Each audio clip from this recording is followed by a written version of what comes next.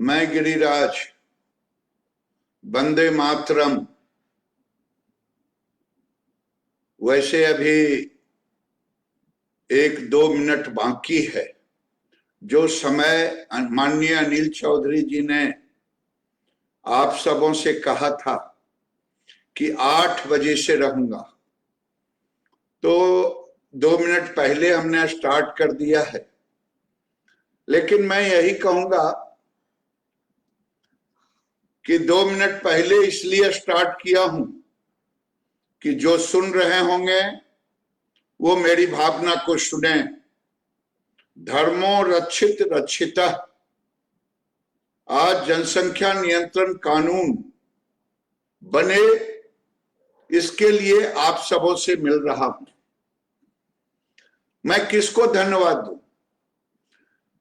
माननीय इंद्रेश जी को धन्यवाद दूं, जिन्होंने 2018 में मुझे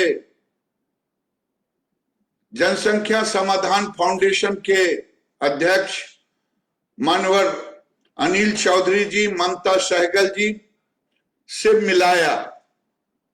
मैं धन्यवाद सूर्य प्रकाश जी को दूं, जिन्होंने मुझे प्रेरित किया। मैं समझता हूं अब 2 मिनट का समय भी पार कर चुका है। मैं अपनी बात आपसे सीधे शुरू कर रहा हूं। आज जनसंख्या समाधान फाउंडेशन के सभी लगभग 400 जिलों में जो राष्ट्रभक्त जुड़े हैं, मुझे लोगों ने कहा कार्यकर्ता, मैंने कहा राष्ट्रभक्त। ये राष्ट्रभक्त ही हैं। आज देश की जनसंख्या कानूनन 136 करोड़ लोग कहते, कोई 138 करोड़ कहते, अघोषित लोग कहते 150 करोड़ हो गए। आज मैं आपसे कहूं कि मैं जो आपसे मिल रहा हूं, मैं मिल रहा हूं आपसे प्रार्थना करने के लिए। आजादी के पहले मूल मंत्र था वंदे मातरम। वंदे मातरम एक तरह से आजादी के दीवानों का एक मूल मंत्र था। आज आपको जनसंख्या नियंत्रण कानून, जो बढ़ती हुई आबादी, जो विस्फोटक आबादी है, इसे गांव गांव तक ले जाने के लिए घर घर आवाज लगानी होगी। जनसंख्या नियंत्रण कानून बनानी है। जब तक हम इसे वंदे मातरम की तरह नहीं लेंगे, तब तक ये हमारा मिशन मोड पे नहीं जाएगा। मैं किसको कहूं? असम के मित्रों को कहूं, जो घोर संकट में फंसा हुआ असम, जिसको लेकर के वो दिन प्रतिदिन अपने अस्तित्व को बचाने के लिए लड़ रहे हैं। क्या पश्चिम बंगाल को कहूं, जहां राजनीतिक संरक्षण के कारण दुर्गा की मूर्तियों को विसर्जन करना वहां के सनातनियों के लिए, वहां के राष्ट्रभक्तों के लिए एक ऐसा काम हो गया जो हाईकोर्ट का सहारा लेना पड़ा। क्या उनके लिए कहूं? केरल के लिए, जहां लिख दिया जाता है एक जिले के अंदर मुस्लिम छोड़ करके दूसरे लोगों का प्रवेश निषेध है। मैं किन को कहूं? 1947 के धर्म के आधार पर विभाजन।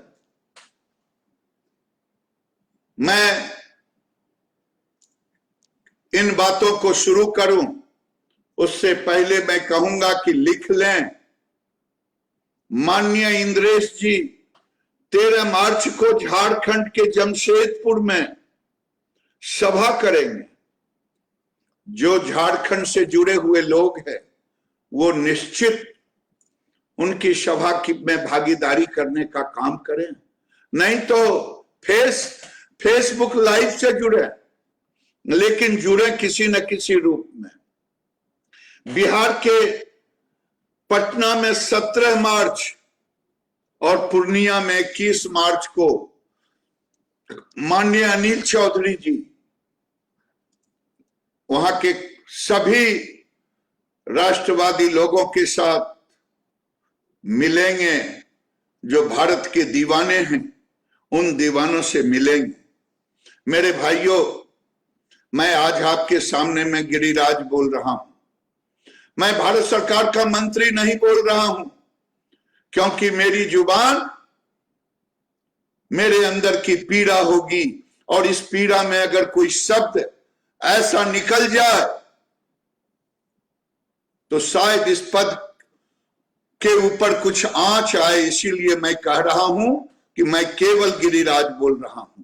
मेरे भाइयों, आज जनसंख्या विस्फोट, जिसको मैंने कहा कि भारत के अंदर में 1947 में जिन लोगों ने आजादी के पहले इस भारत का इतिहास रहा है, भारत का इतिहास कोई 1 साल 2 साल का इतिहास नहीं रहा। भारत का इतिहास 200 साल का नहीं रहा। भारत का इतिहास 500 साल का नहीं रहा। जब से मुगल ने अटैक किया तब से नहीं इतिहास है, उसके हजारों साल से है। लेकिन मुगल के आने के बाद एक तरफ हमारे कर्मवीरों ने, धर्मवीरों ने, राष्ट्रवीरों ने भारत को इकट्ठा करने का काम किया था, चाणक्य ने। दूसरे तरफ हम जब अंग्रेज के काल में आजादी की लड़ाई लड़ रहे थे तो कुछ लोग गजवाए हिंद की लड़ाई लड़ रहे थे कि पहले एक अलग देश बनाए, पाकिस्तान, जिसका नाम आज है, और आज दूसरा पाकिस्तान बनाने की सोच से लोग भारत को तबाह और बर्बाद करने की कोशिश कर रहे हैं। एक यूएन का रिपोर्ट है कि 2027 तक ऑफिशियली भारत चीन से आगे निकल जाएगी। मुझे कहने में संकोच हो रहा है, क्या भारत चीन की आबादी से आगे नहीं निकल गया है? इसमें किसी को शंका है? क्योंकि अगर मैं टेक्निकली देखूं तो आधार कार्ड जिनका बना है उनकी संख्या देख लें, जो कुछ बच्चे हैं जिनका नहीं बना है उनकी संख्या देख लें, और जो धर्मशाला समझ करके नागरिकता कानून का विरोध कर रहे हैं, जो अवैध घुसपैठ कर लिए हैं, चाहे रोहिंग्या हो चाहे अन्य घुसपैठी, अगर सब लें तो 150 करोड़ की आबादी हो गई है। आज अगर मैं मानूं तो आज भारत आने वाले दिनों में 2027 तक यूएसए की आबादी से 10 गुना की आबादी हो जाएगी। लेकिन आबादी तो 10 गुना हो जाएगी। लेकिन अगर आप देखें, अगर हम चीन से तुलना करें, जिस चीन को भारत के प्रधानमंत्री ने हर मोर्चे पर विफल किया है आपके जैसे लोगों के कारण, चाहे कोरोना के संकट काल में, चाहे कोरोना की दवा के काल में, लेकिन ये सत्य है जिस सत्य को हम नकार नहीं सकते। अगर चीन से तुलना करें, हमारा क्षेत्रफल लगभग चीन का 1/3 है, लेकिन जनसंख्या वृद्धि दर हमारा 3 है, 3 गुना है। हमने आज देखा है वर्ल्डोमीटर पर, अगर हम 1 मिनट में 33 बच्चा पैदा करते हैं, हमारी जनसंख्या विस्फोट इस कदर भाग रहा है, तो चाइना का 11 बच्चे होते हैं। ये क्या दिखाता है? ये वही दिखाता है कि हम तो चाइना से आगे जाएंगे क्या, हम तो चले गए हैं। अगर हम देखें 1979 में चाइना ने एक कानून लाया जनसंख्या नियंत्रण के लिए, 1 चाइल्ड पॉलिसी। अगर ये कड़ा कानून अगर हम नहीं बना पाए, अगर चाइना से भी देखें, अगर चाइना ये कानून नहीं बना पाता, आज लगभग 60 करोड़ आबादी, एक विशेषज्ञ का कहना है, उसने आने से रोका है, जिसके कारण उसकी आर्थिक स्थिति संतुलित हुआ है। नहीं तो अगर देखेंगे तो 80 के दशक में हमारा जीडीपी उनसे अच्छा था, 75 में परहैप्स हमारा जीडीपी उनसे अच्छा था। आज वो हमसे बहुत आगे निकल गए।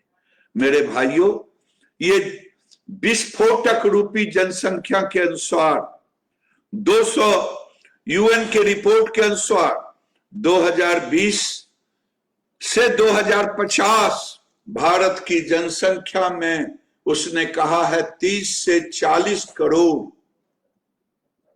की आबादी बढ़ेगी। मैं हाथ जोड़ करके क्षमा के साथ कह रहा हूं, इसे गंभीरता से लें, क्योंकि ये जनसंख्या 30 से 40 करोड़ नहीं, 50 से 60 करोड़ 50 तक बढ़ेगा। और ये हक किसका लेगा? मैं आंकड़े नीचे बताऊंगा। आपका सड़क पर चलने में हक लेगा, आपका स्कूल में पढ़ने में हक लेगा, आपका दवाई में हक लेगा, आपके रहने में हक लेगा, आपके जीवन के हर शैली को तबाह और बर्बाद करेगा। आज देखें, मैं एक छोटा सा आंकड़ा आपके सामने रखना चाहता हूं, इसका इंपैक्ट क्या होगा। लोग कहते हैं कि हम चाइना से तुलना करेंगे।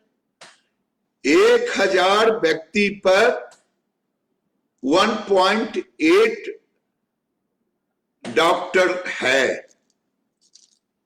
इंडिया में 1457 व्यक्ति पर 1 डॉक्टर है, यानी 1 डॉक्टर पर हम 1457 हैं, वो 1.8 पर 1000 है। हमें जहां जाना है, यूरोप को लें तो 1000 व्यक्ति पर 3 डॉक्टर है। और वहीं हॉस्पिटल का बेड लें तो 30 बेड 10,000 आदमी पर चाइना में है। हमें 10 बेड पर 5 बेड है 10,000 पर आबादी पर। और जो सबसे दुनिया में विकसित माना जाता है, 10,000 पर 50 बेड है। लेकिन ये भी जब कोरोना आया, ये यूरोपियन कंट्री भी लोगों को बेड नहीं दे पाया। भारत में धन्य मोदी, जिस मोदी ने कोरोना मैनेजमेंट के कारण न बेड की कमी होने दी, लेकिन न दवाइयों की कमी होने दी, लेकिन स्थिति आपके सामने रख रहा हूं। ये बढ़ती हुई आबादी क्या हमारे जीडीपी को नहीं तबाह बर्बाद करेगा? करेगा। जीडीपी को भी तबाह और बर्बाद करेगा। अगर मैं देखूं, चाइना पर कैपिटा $10,261 है और इंडिया $2,099 है। यूरोप $35,623 है। यह क्या साबित करता है? यह साबित करता है कि आज हम अपने संसाधन को, जो भी हम संसाधन बढ़ाते हैं, आत्मनिर्भर भारत करके प्रधानमंत्री ने इंपोर्ट को डिफेंस में कम किया, लेकिन वो पैसा कहां जा रहा है? हमें लोगों को अपलिफ्ट करने में, उठाने में। इसलिए चाइना ने 1 चाइल्ड पॉलिसी ला करके मैन्युफैक्चरिंग और जीडीपी को सुधारने में काम किया। आज हम मेक इन इंडिया, आत्मनिर्भर भारत कर रहे हैं, लेकिन आत्मनिर्भर भारत, अब समय आ गया है, ये विस्फोटक, ये देश के सामने एक ऐसा विस्फोट ला दिया है। ये लोग कहते हैं, ये बढ़ती हुई आबादी हमारे लिए एक एसेट है। मैं उनसे हाथ जोड़ करके प्रार्थना करता हूं कि बढ़ती हुई आबादी भारत में, मैं मानता हूं आने वाले समय में हमारे यहां जो यूथ का उम्र है वो 27 साल है, लेकिन एक वर्ग है देश के अंदर उनका 22 साल है।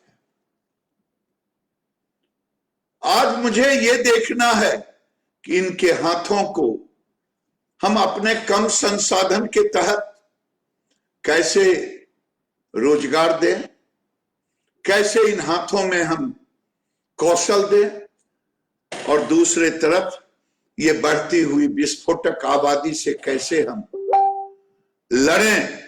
कभी कभी हमारे लिए एक ऐसा स्थिति ला देता है कि आज हम चाहे एजुकेशन को लें, साक्षरता को लें, भारत सरकार पूरी कोशिश कर रहा है कि हम दुनिया के ऊपर जाएं,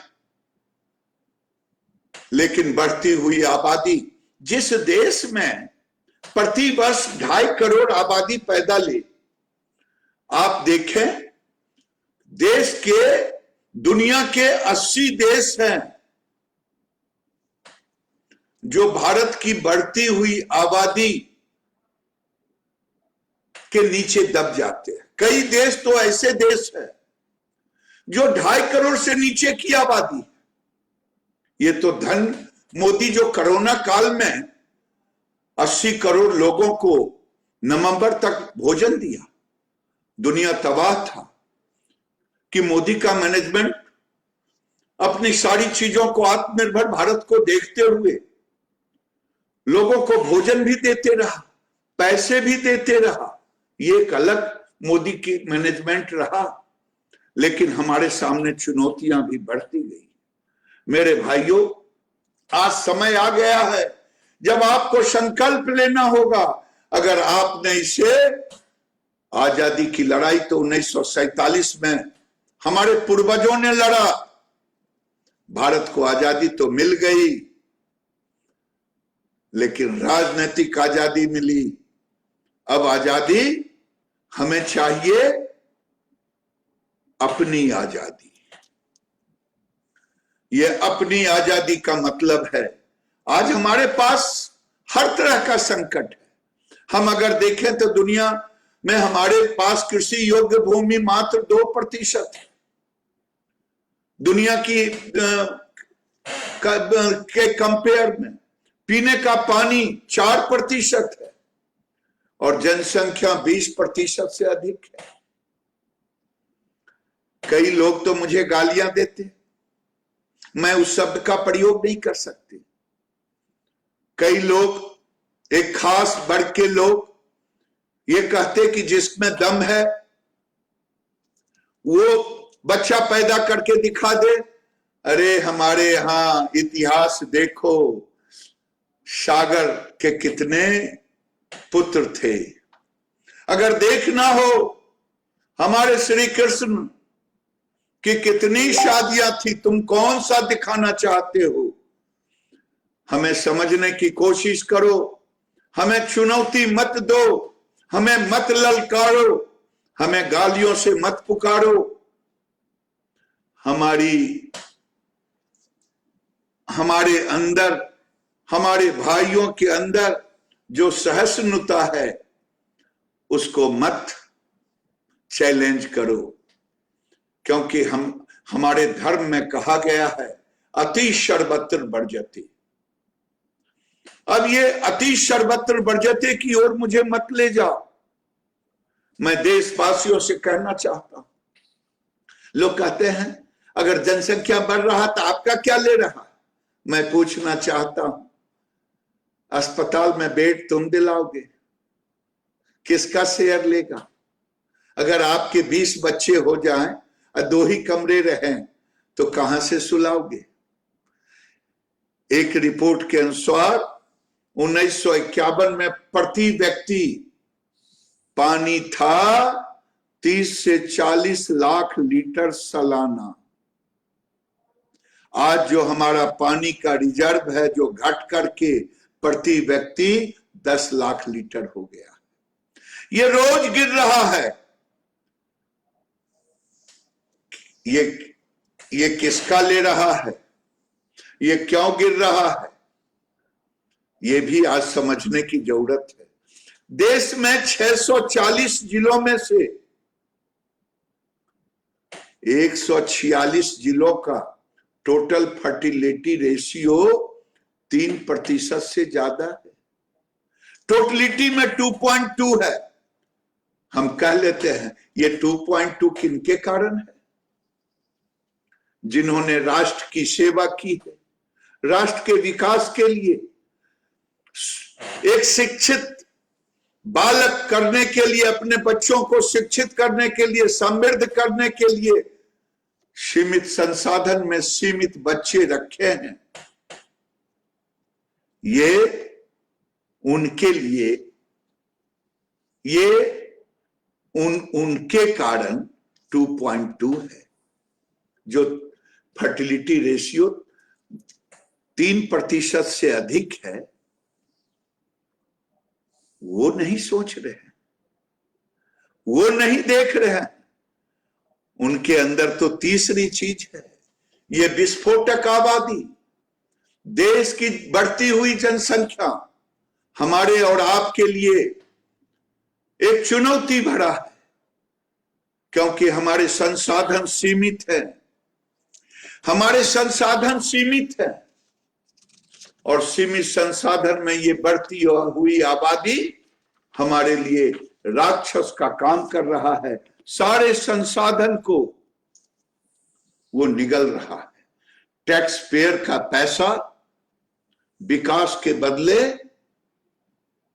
उनके संसाधन में जा रहा है, उनको अपलिफ्ट कराने में ले जा रहा है। इसलिए मेरे भाइयों, आपसे बेसिक नेसेसिटी को पूरा करने में दिया जा रहा है, फिर भी कह रहे हो कि तुम्हारा हम लेते क्या है? अरे हमारा तुम्हारा, जिस दिन हमें तुम्हारा कहोगे उसी दिन कहीं न कहीं तेरे मन में खोट है, इसीलिए तुमने तुम्हारा और हमारा का प्रयोग किया है। ये हम सब भारतवासी हैं। आजादी के पहले भी कुछ लोग द्वै राष्ट्रवाद का कल्पना की थी, आज वही लोग हमारा और तुम्हारा कह रहे हैं। आज वही लोग देश में गजवाए हिंद की कल्पना कर रहे हैं। आज वही लोग, हमने कभी नहीं कहा, हमने आपको कभी कुछ नहीं कहा। बंटवारा तो हुआ था जनसंख्या दोनों के, जब 47 में बंटवारा हुआ तो एक वर्ग पाकिस्तान बना, दूसरे वर्ग हिंदुस्तान बना। हम लोगों ने सोचा कि सब मिलकर के रहेंगे। मैं पूर्वजों के ऊपर कोई आरोप नहीं लगाता, लेकिन मैं यहां जोड़ के जरूर कहता हूं, आप तो चले गए, मुझे आज इसमें पिसने के लिए छोड़ गए हैं। वो सामाजिकता हो चाहे संसारिकता हो, आज हम हर तरह से पिस रहे हैं। आज क्या स्थिति हुआ? कोई किसी मोमबत्ती अगरबत्ती वाले जो टुकड़े टुकड़े गैंग हैं, वो कभी नहीं कहते आजादी के बाद से भारत में हिंदुस्तान की जो जनसंख्या थी सनातनियों की, वो घटते घटते नगण्य हो गया पाकिस्तान में। बांग्लादेश में अब कुछ एक अंगुलियों पर गिनने वाले बच गए। क्या कारण रहा? हमारी सारी मंदिरें टूट गया। प्रति साल में कई बार आता है, हमारी बेटियां मंडप पर से उठ गई। ये कौन लोग हैं? क्यों उठा रहे हैं? हम तो नगण्य हैं। अगर माने तो पूरे हिंदुस्तान और पाकिस्तान तो एक ही था ना, कि अलग अलग था। जब आजादी के पहले तो हम पूरे भारतवंशी एक ही थे, लेकिन आज भारतवंशी पुकार रहा है उन बेटियों की चिल्लाहट को, जिनको शादी के मंडप पर से उठा लिया जाता है, चाहे सिख की बेटी हो गुरुद्वारे से उठा लिया जाता है, चाहे हम जात नहीं पूछते। क्यों ऐसा हो रहा? कोई टुकड़े टुकड़े गैंग, कोई सेकुलर फ्रंट, कोई मोमबत्ती अगरबत्ती जलाने वाला गैंग, शायद इस पर उनकी जुबान नहीं खुलता। आज भारत के हमने तो कभी नहीं कहा 2 करोड़ 2.8 करोड़ थे, आज 3 से 30 हो गए। हम आज भी गले लगाते हैं, हम आज भी भाई मानते हैं। 3 से 3 लाख आपके धर्म स्थल बन गए, कभी हमने नहीं टोका, कभी मुझे इस पर एतराज नहीं हुआ, इसलिए कि मेरा नारा है वसुधैव कुटुंबकम। आपका नारा है जो आपको नहीं मानेगा वो काफिर है। हमारे यहां तो जो एकादशी करते वो भी सनातनी, जो नहीं करते वो भी सनातनी। और जहां जहां संख्या घटी है वहां वहां सामाजिक समरसता टूटा। मैं अपनी बात को विराम दूं, मैं आपसे एक प्रश्न खड़ा करना चाहता हूं। ऐसा माहौल बनाया गया जिस तरह से जनसंख्या बढ़ रही है, भारत की संस्कृति और भारतीय कानून के प्रति इंटॉलरेंस बढ़ रहा है। कई सेलिब्रिटी कह देते हैं भारत में इंटॉलरेंस, भारत में जिंदगी भर नाम और शोहरत कमाते और हमारे देवी देवताओं को अपमानित करते, फिल्म बनाते। आपने देखा होगा एक फेसबुक पर बेंगलोर के अंदर, वो राजनीतिक दृष्टि से उनके समर्थक पार्टी के थे, कांग्रेस के, लेकिन उनकी पार्टी वही है जो वो करना चाहते हैं। और आपने बेंगलोर की दुर्दशा 1 साल भी नहीं बीता है, आपने देखा कोरोना के काल में भी ऐसी घटनाएं घटी। देश में कई ऐसे गांव हैं जहां जहां जनसंख्या घटी है हमारी, वहां वहां सामाजिक समरसता टूटा है। मेरी चिंता का विषय ये है मेरे भाई कि आज तुम सोचते हो कि मैं जनसंख्या नियंत्रण कानून के लिए क्यों आगे आऊं। मैं कहता हूं ये आपका भ्रम है। ये जनसंख्या नियंत्रण कानून आपके लिए जरूरी है। देश में जब आपके हिस्से लोग ले रहे हैं, मैंने पहले ही कहा, चाहे अस्पताल हो चाहे स्कूल हो, जब भारत सरकार देश में नेशनल हाईवे 4 लेन का योजना भेजता है राज्य में, तो राज्य में जमीन को प्रोक्योर करते, उनको लेते देते बनते, जब बन जाता तो उस पर 8 लेन की आबादी चढ़ जाता। क्या ये मैं गलत कह रहा हूं? गलत कह रहा हूं तो मुझे गाली लिख करके भेजो। क्या गांव में जनसंख्या के आधार पर स्कूलों में 2 कमरों के लिए जब केंद्र की सरकार पैसे भेजता, जब तक गांव में 2 कमरे बनते तब तक वहां 4-6 कमरे की आबादी बढ़ जाती। क्या मैं गलत कह रहा हूं? मैं हर मीटिंग में ये बात कहता हूं। अगर मेरी बात समझ में ना आए तो एक बात और कह रहा हूं। 1998 में मैं दिल्ली आता था। अगर ये बढ़ती हुई आबादी, बढ़ती हुई जनसंख्या विस्फोट अगर आप नहीं समझ पाए, जनसंख्या नियंत्रण कानून को एक आंदोलन नहीं बना पाए, इसको एक उदाहरण से समझिए। 1998 में लोग कहते थे गिरिराज जी अब दिल्ली के अंदर मेट्रो चलने वाला है। मेरे चाचा जापान गए थे, हांगकांग गए थे, वहां उन्होंने मेट्रो देखा था, स्ट्रेस फ्री आनंद से चलूंगा। हम लोग कहते थे चलिए, हम तो बिहार के रहने वाले हैं, आप आनंद लें, मेरी शुभकामना। लेकिन आज पीक आवर में दिल्ली में जाए, जबकि मोदी जी ने कई किलोमीटर बढ़ाने का काम किया है मेट्रो का, फिर भी दिल्ली के अंदर पीक आवर में चढ़े तो जनसंख्या बढ़ती हुई विस्फोट।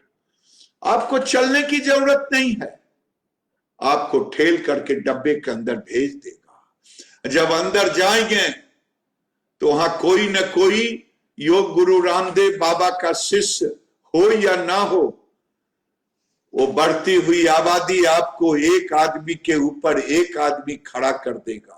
लगता है एक नया ठरेश्वरी योग रामदेव बाबा सिखा दिए हों।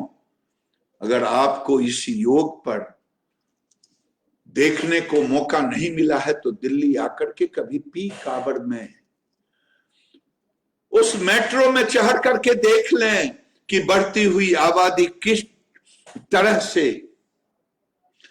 लोगों को परेशान, तबाह, बर्बाद कर रहा है। मैंने एक दिन, मुझे डर लग गया, मैं जी न्यूज का डीएनए देख रहा था। डीएनए में उन्होंने कहा, हार्वर्ड यूनिवर्सिटी का एक रिपोर्ट है, जहां मुस्लिम जनसंख्या अगर 16% के आंकड़े को पार कर लेती है, वो दिन दूर नहीं जब वो देश मुस्लिम राष्ट्र के रूप में बन जाता। लोग कहेंगे कि साहब आप ऐसी बात क्यों कर रहे हैं? मैं इसलिए कह रहा हूं, फ्रांस को आज कानून बनाना पड़ा। फ्रांस ने आज कानून बनाया, स्विट्जरलैंड ने भी दूसरे तरह का कानून बनाया। मैं फिर से आपसे ये आग्रह करता हूं कि भारत को अगर सामाजिक सद्भाव में रखना चाहते हैं, हिंदुस्तान को अगर हिंदुस्तान रहने देना चाहते हैं, हिंदुस्तान को दुनिया की ऊंचाई पर ले जाना चाहते हैं, तो मेरा एक आग्रह होगा कि भारत को विस्फोट रूपी जनसंख्या जो बढ़ रही है उस पर रोक लगाने के लिए जनसंख्या नियंत्रण कानून को लाना पड़ेगा। जिन लोगों के दिलो दिमाग पर, जो लोग जिन्ना के सोच वाले हैं, ऐसे लोग गजवाए हिंद की कल्पना कर रहे हैं। इसलिए मेरे भाइयों, आपको सामाजिक संतुलन के लिए कॉम्युनल हार्मोनी के नाम पर जो तुष्टीकरण की राजनीति कर रहे हैं, वो क्या है? मैं नहीं कहना चाहता, चाहे आसाम हो चाहे बंगाल हो। बंगाल में जिस ढंग की घटना हुई, आज तो कई लोग दुर्गा सप्तशती पढ़ रहे हैं, जो कल तक दुर्गा पर ही प्रतिबंध लगाए हुए थे, विसर्जन पर। मैं आज देख रहा था टीवी में बाटला हाउस इनकाउंटर, वही तुष्टीकरण की राजनीति जिसमें सोनिया गांधी, दिग्विजय सिंह, खुर्शीद आलम जैसे लोग क्या कह रहे थे, मैं राजनीति छोड़ दूंगी। ये निहत्थे थे। और एक रिपोर्ट ने कहा है कि बाटला इनकाउंटर में जो लोग मारे गए थे वो खूंखार आतंकवादी थे। आज कोर्ट ने उन्हें सजा दी, फिर भी दिग्विजय सिंह कह रहे हैं मैं अपनी बात पर अड़ा हूं। मुझे इन लोगों को, ये वही लोग हैं जो आजमगढ़ जाकर के वहां मस्तक टेक रहे थे, वो उनको ओसामा जी कह रहे थे, वो उनको प्रणाम कह रहे थे, उनको सम्मान कर रहे थे। मेरा आग्रह है मेरे भाइयों, केवल बाटला इनकाउंटर ही नहीं हुआ, अभी अभी कुछ दिन पहले अंकित शर्मा की हत्या भी वही हुआ, सीए के नाम पर। मैं आपसे निवेदन करना चाहता हूं, देश वर्षों से भारत का इतिहास रहा।